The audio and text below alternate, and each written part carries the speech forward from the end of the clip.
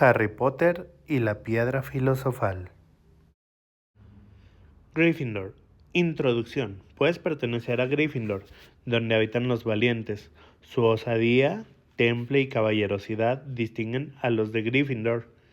El sombrero seleccionador. Bienvenidos a la casa de los alumnos más valientes e intrépidos de Hogwarts. Mientras que otros se contentan con contemplar el mundo a través de las páginas de un libro, o con quedarse de brazos cruzados y seguir a los demás, los Gryffindors no descansan hasta haber dejado su huella en el mundo. Se enorgullecen de parecerse al fundador de la casa, Godric Gryffindor, quien jamás rehuyó defender cualquier cosa que considerara justa.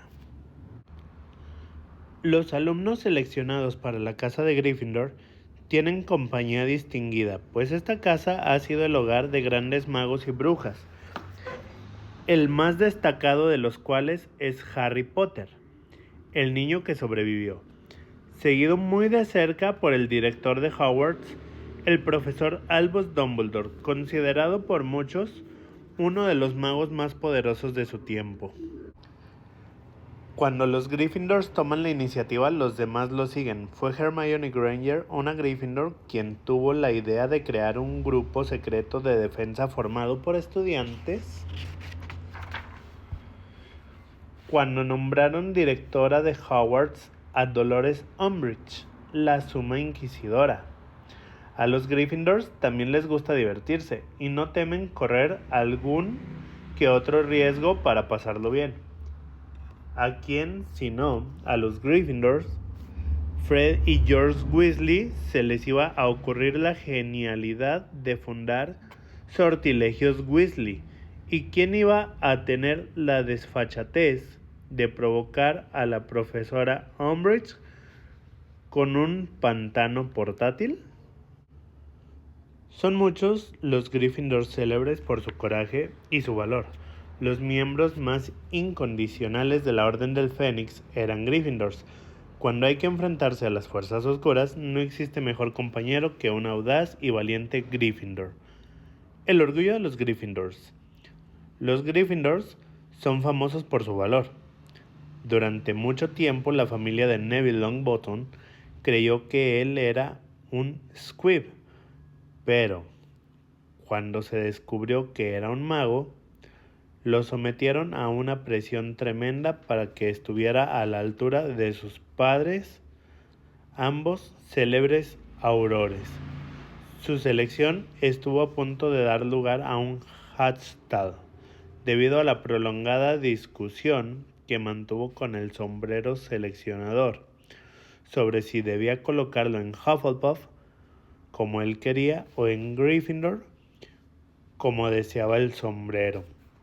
Al final se impuso el sombrero, y Neville demostró en numerosas ocasiones ser un verdadero Gryffindor.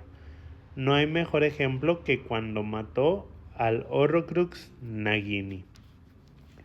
Con un rápido y fluido movimiento se libró de la maldición de la inmovilidad total que lo aprisionaba, y el llameante sombrero se le cayó de la cabeza.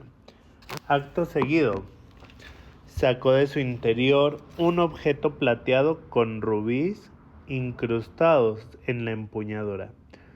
La cuchillada de la hoja de plata quedó silenciada por el clamor de la multitud, que se acercaba, el estruendo de los gigantes que luchaban y de los centauros que huían en estampida. Y aún así atrajo todas las miradas. De un solo tajo, Neville degolló a la serpiente. La cabeza de Nagini salió despedida hacia arriba, girando sobre sí misma, reluciente a la luz que llegaba del vestíbulo. Voldemort abrió la boca para dar un grito de cólera que nadie pudo oír, y el cuerpo de la serpiente cayó a sus pies con un ruido sordo. Fundador de la casa Godric Gryffindor. Godric Gryffindor provenía de los páramos agrestes del sudoeste de Inglaterra. Su pueblo natal pasó a llamarse Godric's Hollow en su honor. Era el duelista más consumado de su época y escogía a los más valientes y audaces para su casa. Se oponía a la discriminación de los muggles y defendía el acceso a la educación de los magos y las brujas hijos de muggles. Era un gran amigo del también fundador Salazar Slytherin, hasta que discutieron sobre si Hogwarts debía admitir solo a magos de sangre limpia, una cuestión que provocó que Salazar Slytherin abandonara el colegio. El sombrero de Godric Gryffindor, que ya tiene más de 1000 años, todavía se utiliza hoy en día en la ceremonia de selección de Hogwarts. Reliquia de la casa. El duende Ragnuk I forjó la espada de Gryffindor. La empuñadura tiene incrustados rubíes del tamaño de un huevo y es de plata maciza. Y justo debajo en la hoja está grabado el nombre de Godric Gryffindor. Solo un verdadero miembro de Gryffindor necesitado de ayuda puede sacar esta espada mágica del sombrero seleccionador. Los duendes la consideran un tesoro perdido que legítimamente les pertenece. Colores de la casa. El animal que aparece en el escudo de Gryffindor es un león, majestuoso, símbolo del valor. Los colores de la casa son el rojo y el dorado. Fantasma de la casa. Nombre: Sir Nicholas de Mimsy Porpington, también conocido como Nick casi decapitado. Aspecto físico: pelo largo y rizado, guerrera con una gran gorguera que le tapa el cuello, medio cortado, y un elegante sombrero con penacho. Causa de la muerte: Sir Nicholas fue sentenciado a muerte tras un chapucero intento de enderezarle los dientes por medio de magia a Lady Grieve. En lugar de arreglárselos, hizo que le creciera un colmillo. Por desgracia, el hacha empleada para su decapitación no estaba bien afilada, y a pesar de que recibió 45 hachazos, no llegaron a seccionarle el cuello por completo.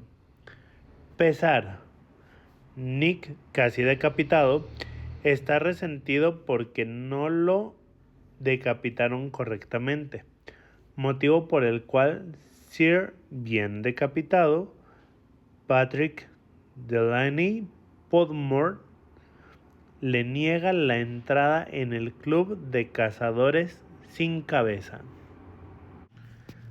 Capítulo 1. El niño que sobrevivió. El señor y la señora Dursley, que vivían en el número 4 de Private Drive, estaban orgullosos de decir que eran muy normales. Afortunadamente, eran las últimas personas que se esperaría encontrar relacionadas con algo extraño o misterioso, porque no estaban para tales tonterías. El señor Dursley era el director de una empresa llamada Grunnings, que fabricaba taladros. Era un hombre corpulento y rollizo, casi sin cuello, aunque con un bigote inmenso. La señora Dursley era delgada, rubia y tenía un cuello casi el doble de largo de lo habitual, lo que le resultaba muy útil, ya que pasaba la mayor parte del tiempo estirándolo por encima de las vallas de los jardines para espiar a sus vecinos. Los Dursley tenían un hijo pequeño llamado Dudley, y para ellos no había un niño mejor que él. Los Dursley tenían todo lo que querían, pero también guardaban un secreto, y su mayor temor era que lo descubriesen. No habrían soportado que se supiera lo de los Potter. La señora Potter era hermana de la señora Dursley, pero no se veían desde hacía años. Tanto era así que la señora Dursley fingía que no tenía hermana, porque su hermana y su marido, un completo inútil, eran lo más opuesto a los Dursley que se pudiera imaginar. Los Dursley se estremecían al pensar qué dirían los vecinos si los Potter apareciesen por la acera. Sabían que los Potter también tenían un hijo pequeño, pero nunca lo habían visto. El niño era otra buena razón para mantener alejados a los Potter. No querían que Dudley se juntara con un niño como aquel. Cuando el señor y la señora Dursley se despertaron el sombrío gris martes en el que nuestra historia comienza, no había nada en aquel cielo nublado que sugiriera los acontecimientos extraños y misteriosos que poco después tendrían lugar en toda la región. El señor Dursley canturreaba mientras se ponía su corbata más sosa para ir al trabajo, y la señora Dursley parloteaba alegremente mientras instalaba al ruidoso Dudley en la trona. Ninguno vio el gran búho pardo que pasaba volando por la ventana. A las 8:30, el señor Dursley cogió su maletín, besó a la señora Dursley en la mejilla y trató de despedirse de Dudley con un beso, aunque no pudo, ya que el niño tenía un berrinche y estaba arrojando los cereales contra las paredes. «Pillastre», dijo entre dientes el señor Dursley, mientras salía de la casa. Se metió en su coche y se alejó del número 4. Al llegar a la esquina, percibió el primer indicio de que sucedía algo raro. Un gato estaba mirando un plano de la ciudad. Durante un segundo, el señor Dursley no se dio cuenta de lo que había visto, pero luego volvió la cabeza para mirar otra vez. Sí, había visto un gato atigrado en la esquina de Private Drive, pero no se veía ningún plano. ¿En qué había estado pensando?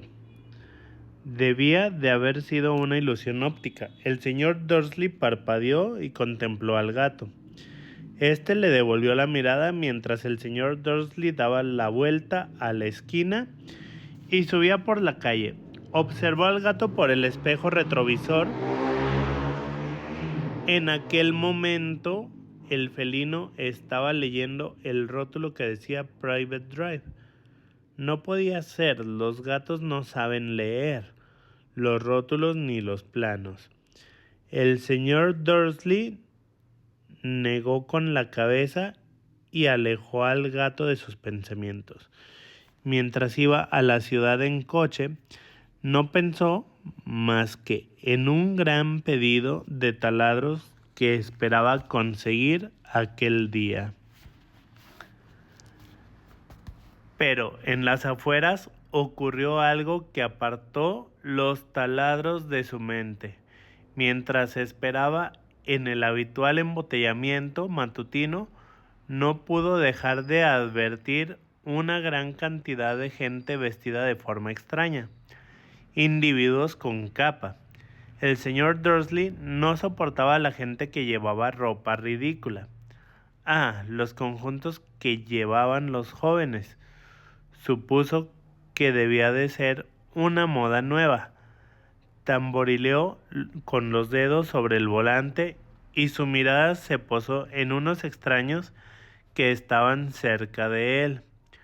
Cuchicheaban entre sí muy excitados. El señor Dursley se enfureció al darse cuenta de que dos de los desconocidos no eran jóvenes. Vamos, uno era incluso mayor que él y vestía una capa verde esmeralda. ¡Qué valor! Pero entonces se le ocurrió que debía de ser alguna tontería publicitaria. Era evidente que aquella gente hacía una colecta para algo. Si tenía que ser eso. El tráfico avanzó y unos minutos más tarde el señor Dursley llegó al aparcamiento de Groenings, pensando nuevamente en los taladros. El señor Dursley siempre se sentaba de espaldas a la ventana, en su oficina del 9º piso. Si no lo hubiera hecho así aquella mañana le habría costado concentrarse en los taladros. No vio los búhos que volaban en pleno día, aunque en la calle sí que los veían y los señalaban con la boca abierta. Mientras las aves desfilaban una tras otra, la mayoría de aquellas personas no había visto un búho ni siquiera de noche. Sin embargo, el señor Dursley tuvo una mañana completamente normal, sin búhos. Gritó a 5 personas, hizo llamadas telefónicas importantes y volvió a gritar. Estuvo de muy buen humor hasta la hora de la comida, cuando decidió estirar las piernas y dirigirse a la panadería que estaba en la acera de enfrente. Había olvidado a la gente con capa hasta que pasó cerca de un grupo que estaba al lado de la panadería. Al pasar los miró enfadado. No sabía por qué, pero lo ponía nervioso. Aquel grupo también susurraba con agitación y no llevaba ni una hucha. Cuando regresaba con un donut gigante en una bolsa de papel, alcanzó a oír unas pocas palabras de su conversación. ¿Los Potter? Exacto, eso es lo que he oído. Sí, su hijo Harry.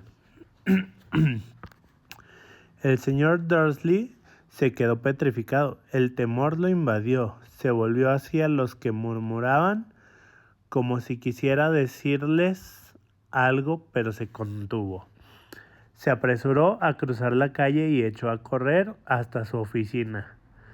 Dijo a gritos a su secretaria que no quería que lo molestaran. Cogió el teléfono y cuando casi había terminado de marcar los números de su casa, cambió de idea. Dejó el aparato y se atusó el bigote mientras pensaba. No estaba comportándose como un estúpido. Potter no era un apellido tan especial.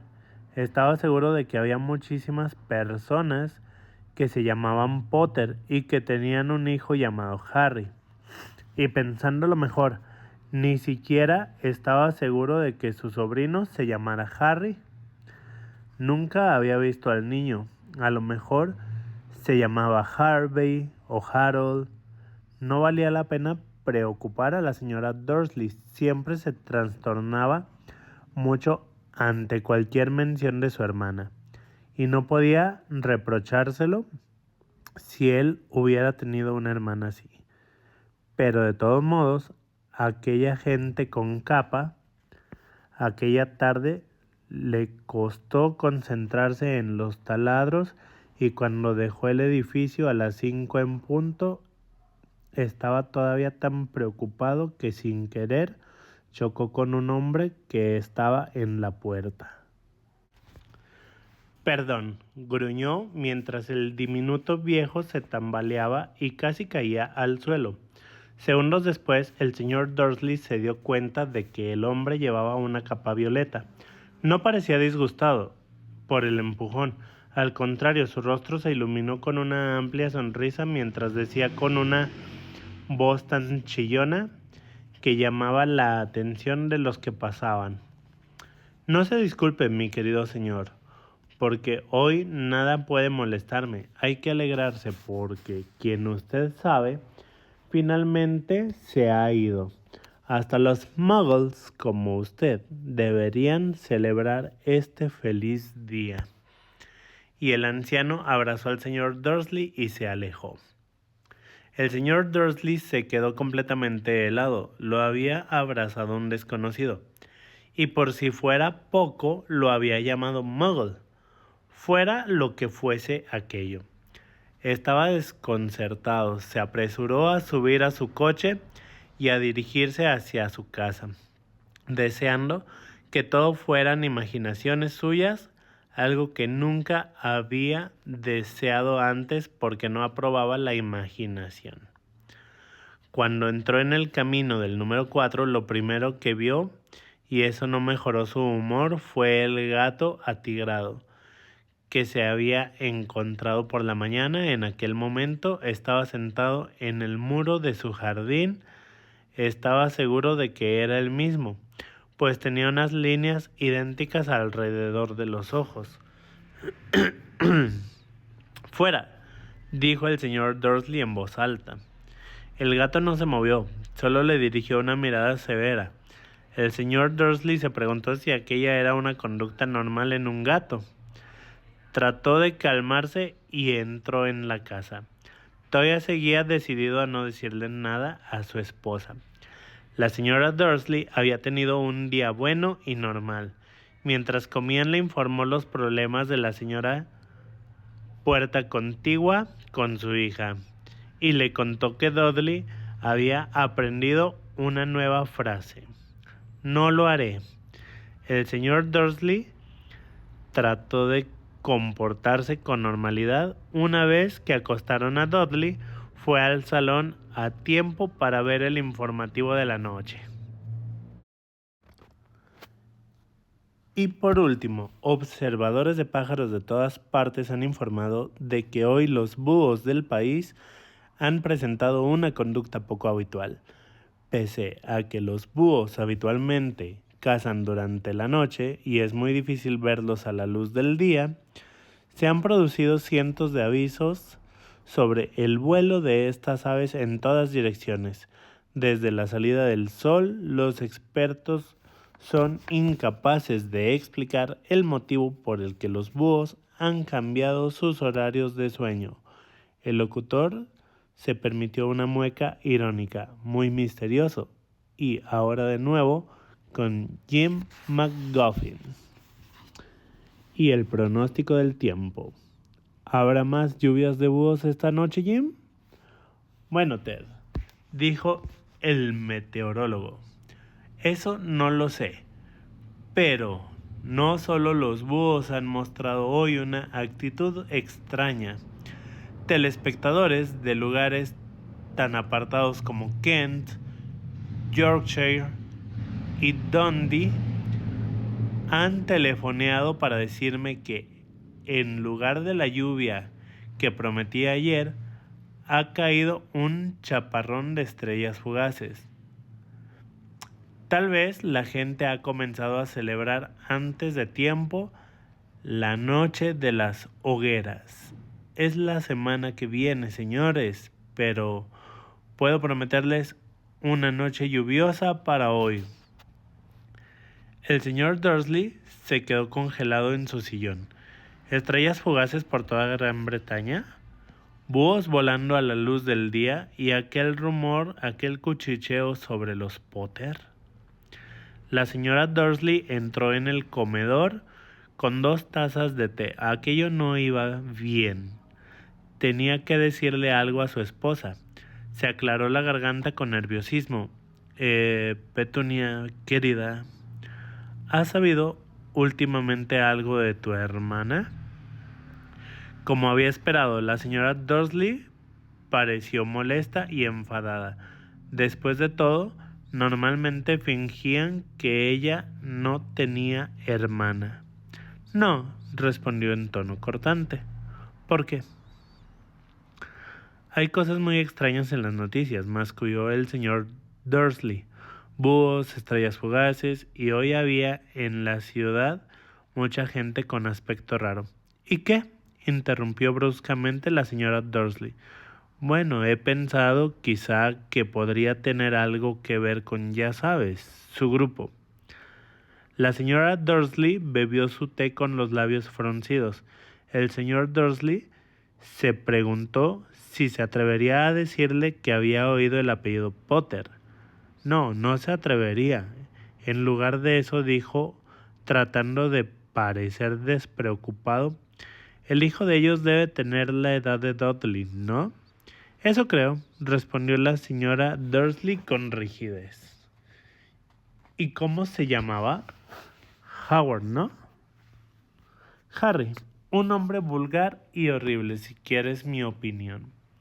Oh, sí, dijo el señor Dursley con una espantosa sensación de abatimiento. Sí, estoy de acuerdo.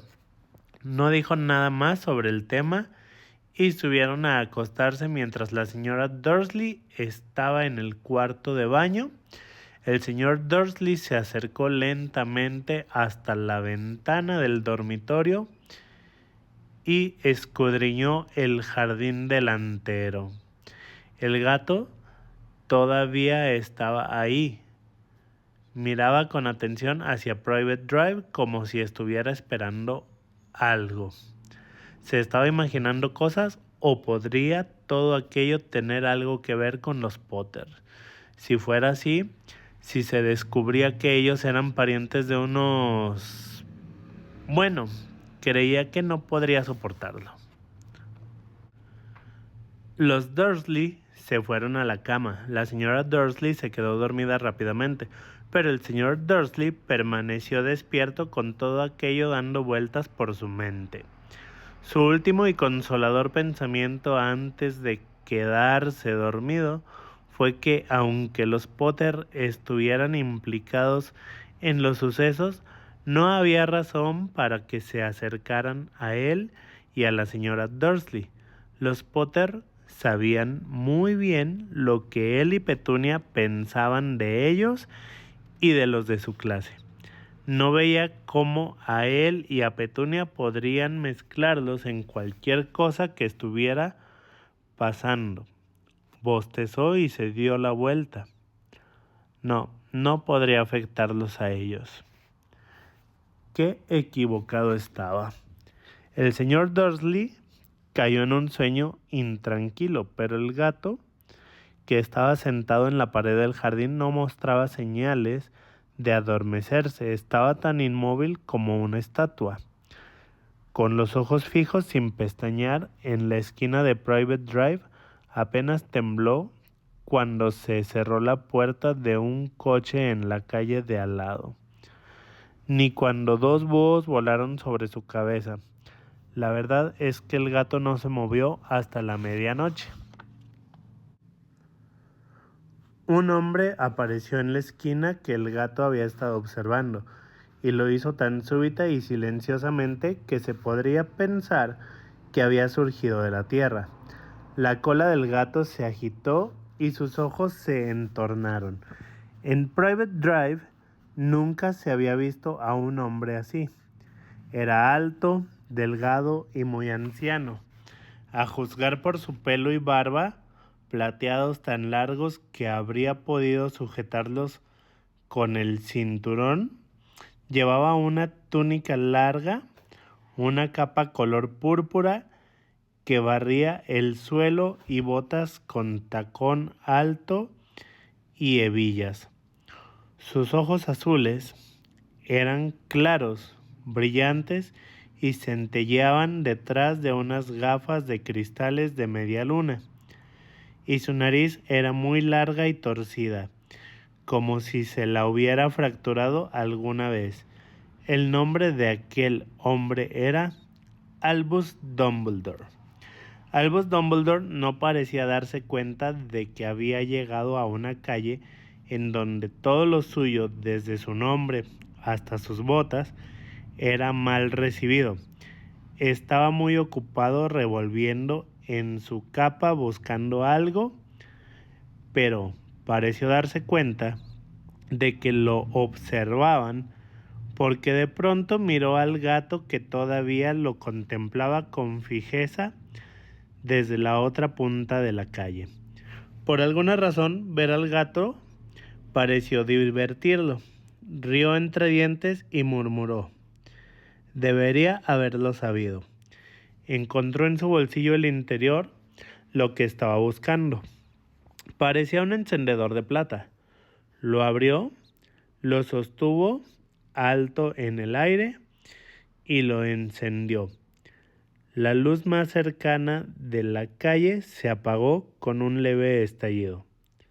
Lo encendió otra vez y la siguiente farola quedó a oscuras. 12 veces hizo funcionar el apagador hasta que las únicas luces que quedaron en toda la calle fueron 2 puntitos lejanos en los ojos del gato que lo observaba. Si alguien hubiera mirado por la ventana en aquel momento, aunque fuera la señora Dursley con sus ojos como cuencas, pequeños y brillantes, no habría podido ver lo que sucedía en la calle. Dumbledore volvió a guardar el apagador dentro de su capa y fue hacia el número 4 de la calle, donde se sentó en el muro cerca del gato. No lo miró, pero después de un momento le dirigió la palabra. Me alegro de verla aquí, profesora McGonagall. Se volvió para sonreír al gato, pero este había desaparecido. En su lugar le dirigía la sonrisa a una mujer de aspecto severo, que llevaba gafas de montura cuadrada, idénticas a las líneas que había alrededor de los ojos del gato. La mujer también llevaba una capa de color esmeralda. Su cabello negro estaba recogido en un moño. Parecía claramente disgustada. ¿Cómo has sabido que era yo?, preguntó. Mi querida profesora, nunca he visto a un gato tan tieso. Usted también estaría tieso si llevara todo el día sentado ahí, sobre un muro de ladrillo, respondió la profesora McGonagall. ¿Todo el día? Cuando podría haber estado de fiesta. Debo de haber pasado por una docena de celebraciones y fiestas en mi camino hasta aquí. La profesora McGonagall resopló enfadada. Oh, sí, todos estaban de fiesta, de acuerdo, dijo con impaciencia.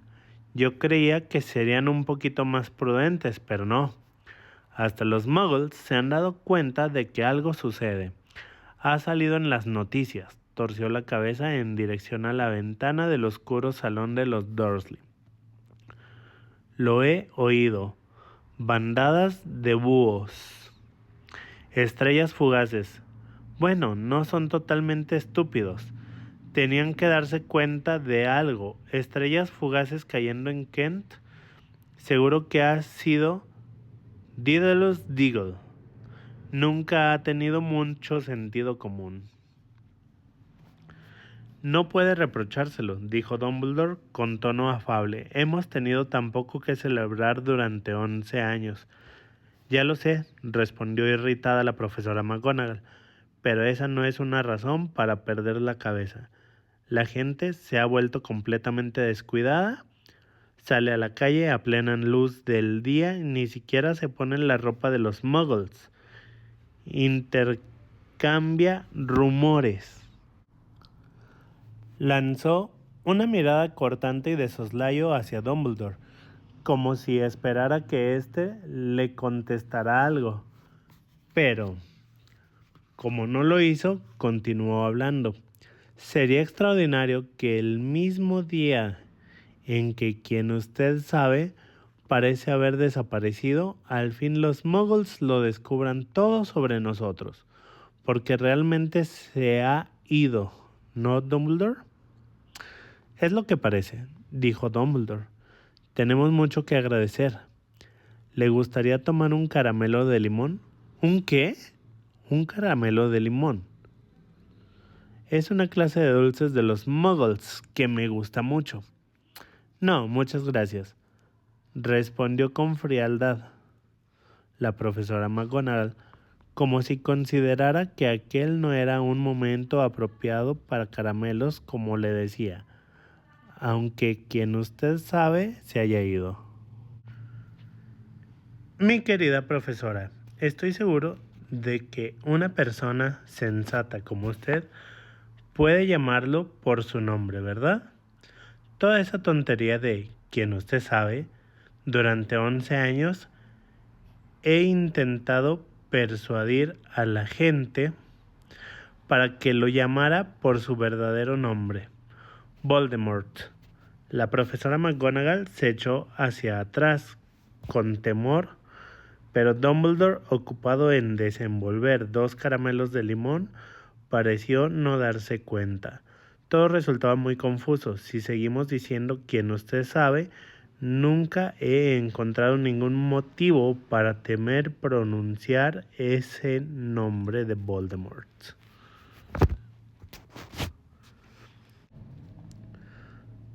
Sé que usted no tiene ese problema, observó la profesora McGonagall entre la exasperación y la admiración.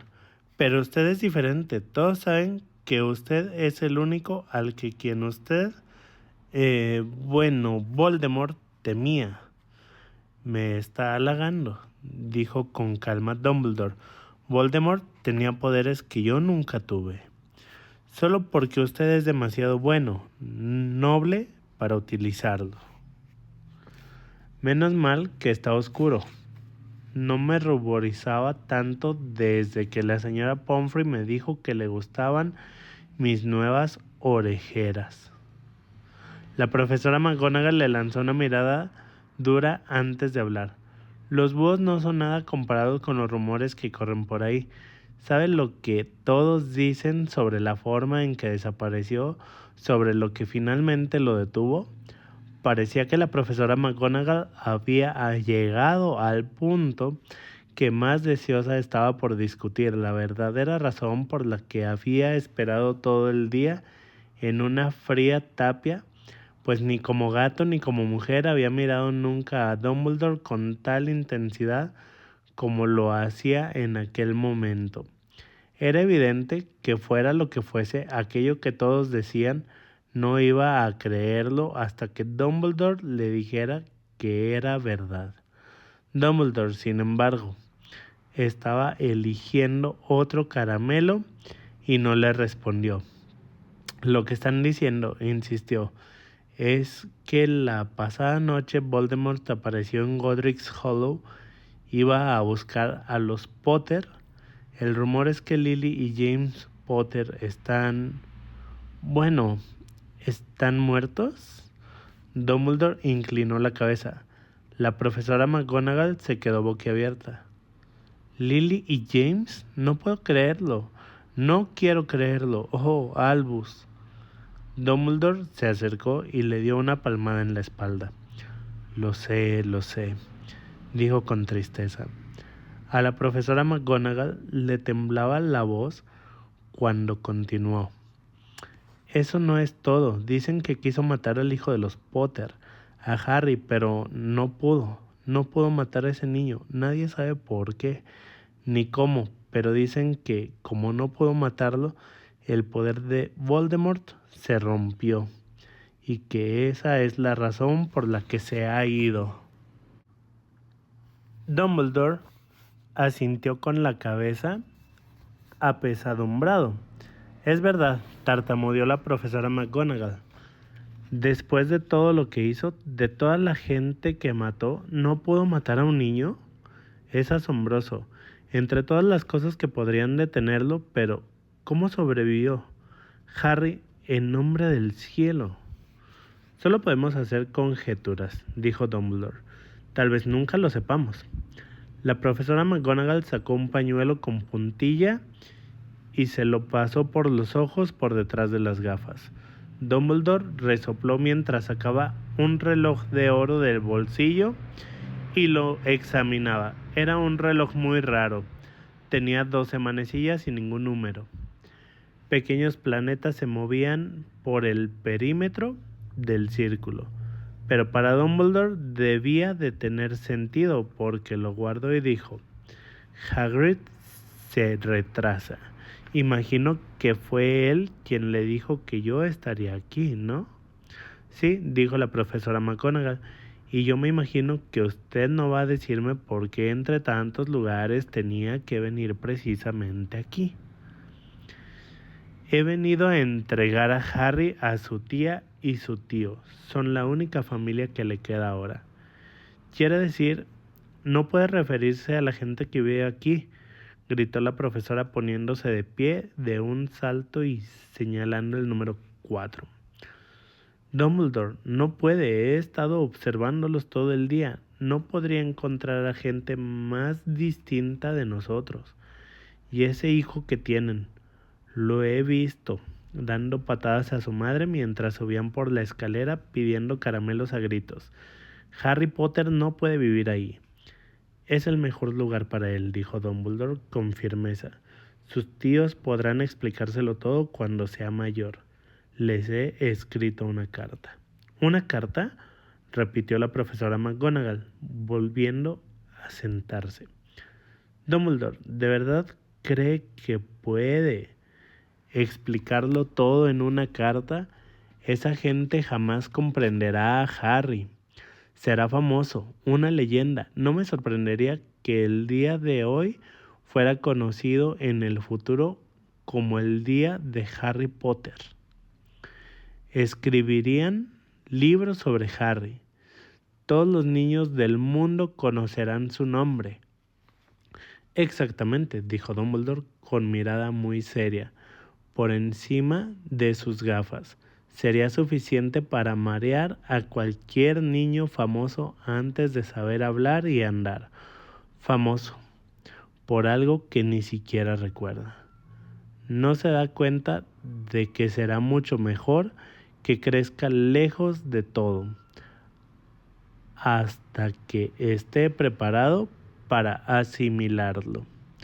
La profesora McGonagall abrió la boca, cambió de idea, tragó y luego dijo: Sí, tiene razón, por supuesto, pero ¿cómo va a llegar el niño hasta aquí, Dumbledore? De pronto observó la capa del profesor, como si pensara que podía tener escondido a Harry. Hagrid lo traerá. ¿Le parece sensato confiar a Hagrid algo tan importante como eso? A Hagrid le confiaría mi vida, dijo Dumbledore. No estoy diciendo que no sea un hombre de buen corazón, dijo a regañadientes la profesora McGonagall, pero ¿no me dirá que no es descuidado? Tiene la costumbre de... ¿Qué ha sido eso? Un ruido sordo rompió el silencio que lo rodeaba. Fue haciéndose más fuerte mientras miraban a ambos lados de la calle. Buscando alguna luz, aumentó hasta ser un rugido mientras los dos miraban hacia el cielo, y entonces una pesada moto cayó del aire y aterrizó en la calzada frente a ellos. La moto era inmensa, pero en comparación con el hombre que la conducía parecía un juguete. Era 2 veces más alto que un hombre normal y al menos 5 veces más ancho. Se podía decir que era demasiado grande y además tan desaliñado, cabello negro, largo y revuelto y una barba que le cubría casi toda la cara. Sus manos tenían el mismo tamaño que las tapas del cubo de la basura y sus pies, calzados con botas de cuero, parecían crías de delfín. En sus enormes brazos musculosos sostenía un bulto envuelto en mantas. Hagrid, dijo Dumbledore aliviado, por fin. ¿Y dónde has conseguido esa moto? Me la han prestado, profesor Dumbledore, contestó el gigante bajando con cuidado del vehículo mientras hablaba. El joven Sirius Black me la ha dejado.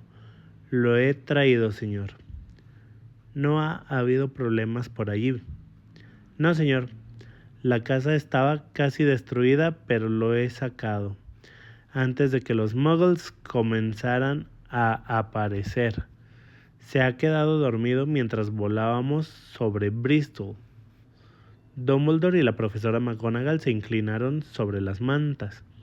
Entre ellas se veía a un niño pequeño profundamente dormido. Bajo una mata de pelo negro azabaches sobre la frente, pudieron ver una cicatriz con una forma curiosa, como un relámpago. ¿Has ido allí?, susurró la profesora McGonagall. Sí, respondió Dumbledore. Tendrá esa cicatriz para siempre. ¿No puede hacer nada, Dumbledore? Aunque pudiera, no lo haría. Las cicatrices pueden ser útiles. Yo tengo una en la rodilla izquierda que es un diagrama perfecto del metro de Londres. Bueno, déjalo aquí, Hagrid. Es mejor que terminemos con esto. Dumbledore se volvió hacia la casa de los Dursley. ¿Puedo despedirme de él, señor?, preguntó Hagrid. Inclinó la cabeza desgreñada sobre Harry y le dio un beso, raspándolo con la barba. Entonces, súbitamente, Hagrid dejó escapar un aullido como si fuera un perro herido. Sisió la profesora McGonagall. Vas a despertar a los muggles. Lo siento, lloriqueó Hagrid y se limpió la cara con un gran pañuelo, pero no puedo soportarlo. Lily y James muertos y el pobrecito Harry tendrá que vivir con muggles. Sí, todo eso es muy triste, pero domínate, Hagrid, o van a descubriros, susurró la profesora McGonagall, dando una palmada en un brazo de Hagrid, mientras Dumbledore pasaba sobre la verja del jardín e iba hasta la puerta que había enfrente. Dejó suavemente a Harry en el umbral, sacó la carta de su capa, la escondió entre las mantas del niño y luego volvió con los otros dos. Los hombros de Hagrid se estremecieron, la profesora McGonagall parpadeó furiosamente. La luz titilante que los ojos de Dumbledore irradiaban habitualmente parecía haberlos abandonado. Bueno, dijo al fin Dumbledore, ya está, no tenemos nada que hacer aquí. Será mejor que nos vayamos y nos unamos a las celebraciones. Ajá, respondió Hagrid con voz ronca. Más vale que me deshaga de esta moto. Buenas noches, profesora McGonagall. Profesor Dumbledore. Hagrid se secó las lágrimas con la manga de la chaqueta. Se subió a la moto y accionó con el pie la palanca para poner el motor en marcha. Con un estrépito se elevó en el aire y desapareció en la noche. Espero que nos veamos pronto, profesora McGonagall, dijo Dumbledore, saludándola con una inclinación de cabeza. La profesora McGonagall se sonó la nariz por toda respuesta. Dumbledore se volvió y se marchó calle abajo. Se detuvo en la esquina y levantó el apagador de plata. Lo hizo funcionar una vez y todas las luces de la calle se encendieron de manera que Private Drive se iluminó con un resplandor anaranjado y pudo ver a un gato atigrado que se escabullía por una esquina en el otro extremo de la calle. También pudo ver el bulto de mantas en el escalón de la casa número 4. Buena suerte, Harry, murmuró. Dio media vuelta y con un movimiento de su capa desapareció. Una brisa agitó los pulcros setos de Private Drive que se disponían silenciosos y ordenados bajo un cielo de color tinta. Aquel era el último lugar donde uno esperaría que ocurrieran cosas asombrosas. Harry Potter se dio la vuelta entre las mantas sin despertarse. Una mano pequeña se cerró sobre la carta y el niño siguió durmiendo, sin saber que era famoso, sin saber que al cabo de unas pocas horas lo despertaría el grito de la señora Dursley cuando abriera la puerta principal para sacar las botellas de leche, ni qué iba a pasar las próximas semanas pinchado y pellizcado por su primo Dudley. No podía saber tampoco que en aquel mismo momento las personas que se reunían en secreto por todo el país estaban levantando sus copas y diciendo con voces quedas: por Harry Potter, el niño que sobrevivió.